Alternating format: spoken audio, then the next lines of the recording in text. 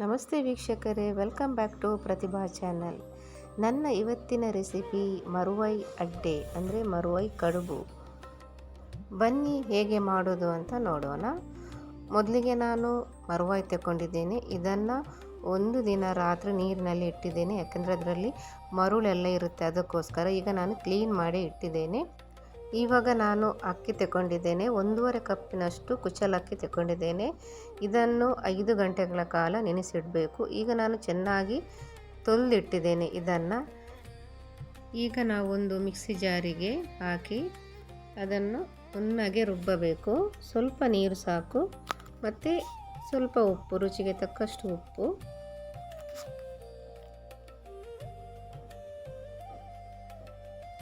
ಇದನ್ನು ಮಿಕ್ಸಿ ಜಾರಲ್ಲಿ ಹಾಕೋಣ. ರುಬ್ಬಿದ ನಂತರ ನೋಡಿ, ಹಿಟ್ಟು ಈ ಥರ ಗಟ್ಟಿಯಾಗಬೇಕು. ಗಟ್ಟಿಯಾದರೆ ಕಡುಬು ಮಾಡಲಿಕ್ಕೆ ಈಸಿ ಆಗುತ್ತೆ. ನೋಡಿ, ಈ ಥರ ಕಡುಬು ಮಾಡಲಿಕ್ಕೆ ಈಸಿ ಆಗುತ್ತೆ. ಇದನ್ನು ಇನ್ನು ಬೇಯಿಸ್ಲಿಕ್ಕೆ ಇಡೋಣ. ಈಗ ಗ್ಯಾಸ್ ಆನ್ ಮಾಡಿ ಪಾತ್ರೆ ಇಡಬೇಕು. ಇಡ್ಲಿ ಪಾತ್ರೆಯಲ್ಲಿ ಇಟ್ಟು ಅದನ್ನು ಒಂದೊಂದೇ ಕಡುಬು ಮಾಡಿಡಬೇಕು.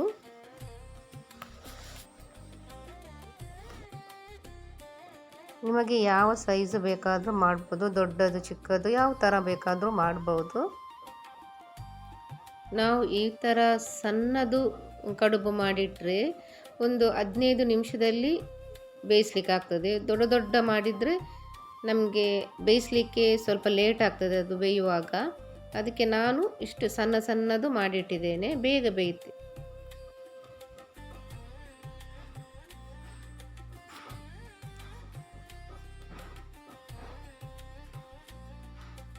ನೋಡಿ, ಈಗ ಇಷ್ಟು ಆಗಿದೆ. ಇನ್ನು ಇದನ್ನು ಮುಚ್ಚಳ ಇಟ್ಟು ಒಂದು 15 ನಿಮಿಷ ಸಾಕು ಬೇಯಿಸಲಿಕ್ಕೆ.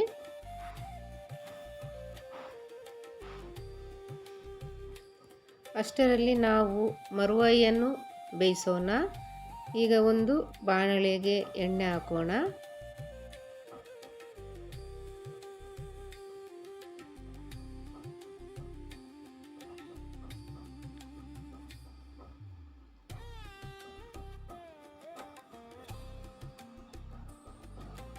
ಮೊದಲಿಗೆ ಸ್ವಲ್ಪ ಸಾಸಿವೆ,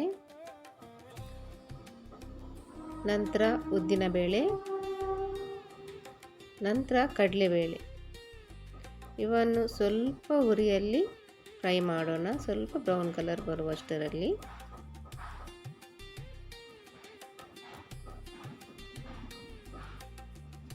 ಗ್ಯಾಸ್ ಸ್ವಲ್ಪ ಸ್ಲೋ ಮಾಡಬೇಕು, ಫಾಸ್ಟ್ ಬೇಡ ಇಡೋದು.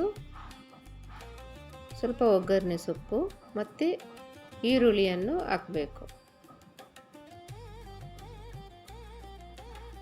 ಇದು ಸ್ವಲ್ಪ ಫ್ರೈ ಆಗಬೇಕು. ಈರುಳ್ಳಿ ಸ್ವಲ್ಪ ಬ್ರೌನ್ ಕಲರ್ ಬರುವಷ್ಟು ಹುರಿಬೇಕು. ನೋಡಿ, ರೆಡಿ ಆಗಿದೆ. ಈಗ ಮರುವೈಯನ್ನು ಹಾಕುವ.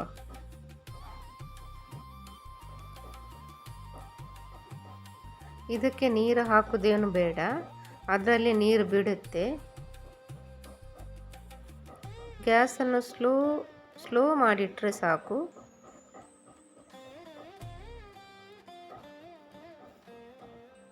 ಇವಾಗ ಸ್ವಲ್ಪ ಉಪ್ಪು ಹಾಕಿದರೆ ಸಾಕು, ಯಾಕೆಂದರೆ ಅದರಲ್ಲಿ ಕೂಡ ಉಪ್ಪು ಇರುತ್ತೆ, ಜಾಸ್ತಿ ಹಾಕೋದು ಬೇಡ. ವೀಕ್ಷಕರೇ, ಇದು ಬೇಗ ಬೇಯುತ್ತೆ, ಅದು ಎಲ್ಲ ಓಪನ್ ಆಗುತ್ತೆ, ಆವಾಗ ಬೇಯ್ದಿದೆ ಅಂತ ಅರ್ಥ. ಈಗ ನಾವು ಮುಚ್ಚಳ ಇಡೋಣ. 10 ನಿಮಿಷ ಬಿಟ್ಟು ನೋಡೋಣ. ಈಗ ನಾವು ಮಸಾಲೆಯನ್ನು ರೆಡಿ ಮಾಡೋಣ.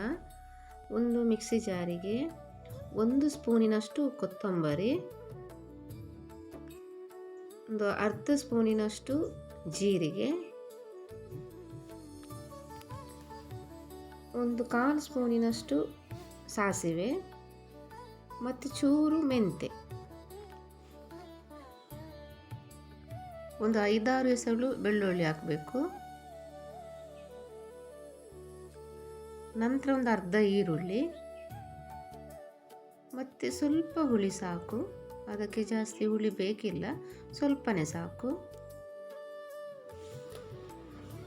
ಒಂದು 5-6 ಉದ್ದ ಮೆಣಸು ಹಾಕಿದ್ದೇನೆ, ಮತ್ತೊಂದು 2 ಗಿಡ್ಡ ಮೆಣಸು ಖಾರಕ್ಕೆ ತಕ್ಕಷ್ಟು ನಿಮಗೆ ಎಷ್ಟು ಬೇಕು ಅಷ್ಟು ಹಾಕ್ಬೋದು ವೀಕ್ಷಕರೇ. ನಾನೊಂದಿಲ್ಲಿ ಅರ್ಧ ಸ್ಪೂನಿನಷ್ಟು ಹಳದಿ ಪೌಡ್ರ್ ತಗೊಂಡಿದ್ದೇನೆ, ಅರಿಶಿನ ಪೌಡ್ರು. ಮತ್ತೊಂದು ಅರ್ಧ ಕಪ್ಪು ಸಾಕು ತೆಂಗಿನ ತುರಿ. ಜಾಸ್ತಿ ಹಾಕಿದರೆ ಸ್ವಲ್ಪ ಪದಾರ್ಥ ಜಾಸ್ತಿ ಆಗುತ್ತೆ, ಏನು ತೊಂದರೆ ಇಲ್ಲ. ನಾನು ಅರ್ಧ ಕಪ್ ಹಾಕಿದ್ದೇನೆ. ಸ್ವಲ್ಪ ನೀರು ಹಾಕಬೇಕು ಗ್ರೈಂಡ್ ಮಾಡೋಕ್ಕೆ. ಈಗ ನಾವು ಇದನ್ನು ಮಿಕ್ಸ್ ಜಾರಿಗೆ ಹಾಕೋಣ. ನುಣ್ಣಗೆ ರುಬ್ಬಿದರೆ ಕೂಡ ಆಗ್ತದೆ, ಆಗಿಲ್ಲ ಅಂದರೂ ತೊಂದರೆ ಇಲ್ಲ. ನೋಡಿ ಇಷ್ಟು ಬಂದಿದೆ,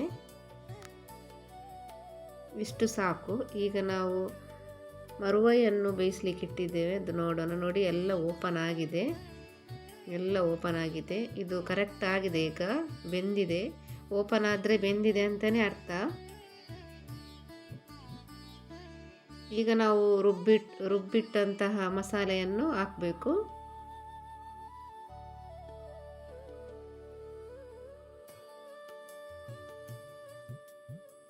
ಇದು ದಪ್ಪ ಇಡೋದು ಬೇಡ, ಸ್ವಲ್ಪ ನೀರು ಮಾಡಬೇಕು, ಅದನ್ನು ತೆಳುವು ಮಾಡಬೇಕು.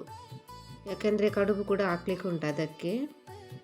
ಹಾಗಾಗಿ ಸ್ವಲ್ಪ ಮಿಕ್ಸಿಗೆ ಉಳಿದದ್ದು ನೀರು ಹಾಕಿ ಅದನ್ನು ಕೂಡ ಅದಕ್ಕೆ ಹಾಕಿ ಸ್ವಲ್ಪ ತೆಳು ಮಾಡಬೇಕು. ಜಾಸ್ತಿ ದಪ್ಪ ಇಡಬಾರ್ದು ಅದನ್ನು. ಈಗ ಇದು ಕುದಿ ಬರುವಷ್ಟರಲ್ಲಿ ನಾವು ಕಡುಬನ್ನು ರೆಡಿ ಮಾಡಿ ಇಡೋಣ. ಈಗ ಕಡುಬು ಬೇಯಿಸಲಿಕ್ಕೆ ಇಟ್ಟಿದ್ದೇವೆ. ಈಗ ಬೆಂದಾಗಿದೆ ನೋಡಿ, 15 ನಿಮಿಷ ಇಟ್ಟಿದ್ದೇನೆ ನಾನು. ಈಗ ಇದನ್ನು ಸಣ್ಣ ಕಟ್ ಮಾಡಬೇಕು. ನೋಡಿ ನಾನು ಈ ಥರ ಕಟ್ ಮಾಡಿಟ್ಟಿದ್ದೇನೆ.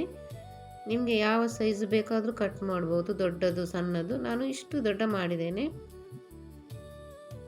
ಈಗ ಮಸಾಲೆ ರೆಡಿಯಾಗಿದೆ ಅಂತ ನೋಡೋಣ. ನೋಡಿ ಕುದೀತಾ ಇದೆ.